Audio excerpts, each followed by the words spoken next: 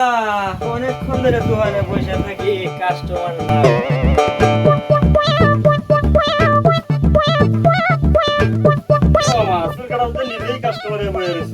কি করবো মামা, কাস্টমার নাই।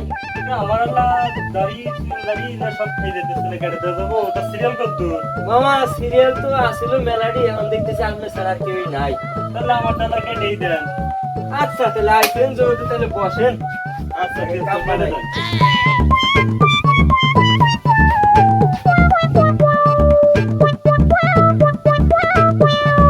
ও মামা, আপনি তো আপনাকে সেভ করে গেলেন। গত মাসে দিয়ে গেছি।